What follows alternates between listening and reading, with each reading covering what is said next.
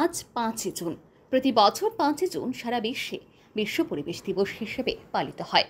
বিশ্ব পরিবেশ দিবস উদযাপনের উদ্দেশ্য হল পরিবেশ রক্ষা সম্পর্কে মানুষকে সচেতন ও সজাগ করা।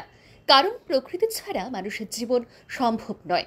এমন পরিস্থিতিতে গাছপালা, বন, নদী, হ্রদ, জমি, পাহাড়ের গুরুত্ব বোঝা অত্যন্ত গুরুত্বপূর্ণ।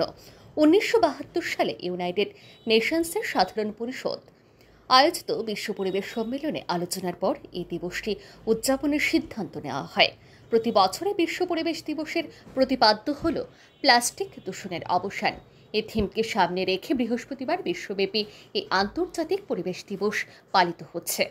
রাজ্যেও বিশ্ব পরিবেশ দিবস উদযাপন উপলক্ষে বিভিন্ন কর্মসূচির আয়োজন করা হয়েছে।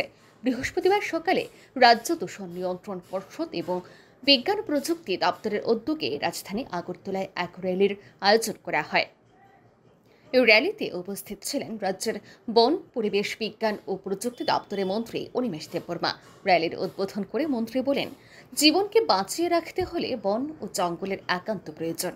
পরিবেশের ক্ষতিকারক প্লাস্টিক সহ অন্যান্য পদার্থগুলি বর্জন করা প্রয়োজন। তাই মানুষের জীবন বাঁচিয়ে রাখার তাগিদে উদ্ভিদ, বন ও জঙ্গলের সুরক্ষায় সকলকে এগিয়ে আসার আহ্বান জানান মন্ত্রী অনিমেষ দেববর্মা। তিনি আরও বলেন, এই অনুষ্ঠান পরিবেশ সম্পর্কে জনগণকে সচেতন করার জন্য আমাদের কাছে একটা সুযোগ এনে দেয়। আজকে বিশ্ব পরিবেশ দিবস উপলক্ষে রাজ্যের সকলকে আমি আন্তরিক শুভেচ্ছা জানাই এবং এই দিবস উপলক্ষেই আমাদের একটা সুযোগ থাকে যে পরিবেশ জিনিসটা কি সাধারণ মানুষের কাছে সচেতনতা নিয়ে যাওয়া। এবং আমরা সবাই জানি যে পরিবেশকে যদি আমরা সুন্দর এবং সুস্থ না রাখি মানব সমাজটাই থাকবে না। গাছপালা যেমন লাগাতে হবে, অক্সিজেন বৃদ্ধি করতে হবে, তেমনি আমাদের প্লাস্টিক বর্জন করতে হবে। যে সমস্ত জিনিস ইকো ফ্রেন্ডলি না, পরিবেশের বিরুদ্ধে যে সমস্ত জিনিস আমরা তৈরি করে থাকি সেটাকে আমাদের বর্জন করতে হবে।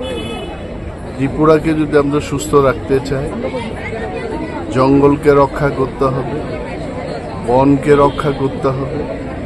যে সমস্ত ক্যাচমেন্ট এরিয়া শুকিয়ে যাচ্ছে, ফ্লাড হচ্ছে, এই কারণগুলো আমাদের চিন্তা করে ত্রিপুরাকে সুস্থ রাখার ক্ষেত্রে সবাইকে এগিয়ে আসতে হবে। এবং এই দিনে আমি রাজ্যের সকল অংশের মানুষকে আবেদন করব, গাছ লাগাবেন, প্লাস্টিক বর্জন করবেন, ত্রিপুরাকে সুস্থ রাখবেন। র্যালিতে বন দপ্তরে উচ্চপদস্থ আধিকারিক সহ বিভিন্ন সামাজিক সংগঠনের কর্মীরা অংশগ্রহণ করেন। র্যালিটি শহরে বিভিন্ন পথ পরিক্রমা করে।